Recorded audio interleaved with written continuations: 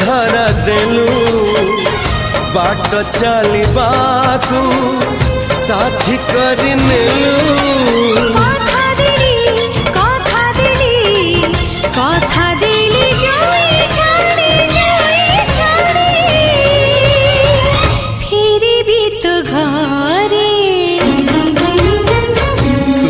जदि अछु मो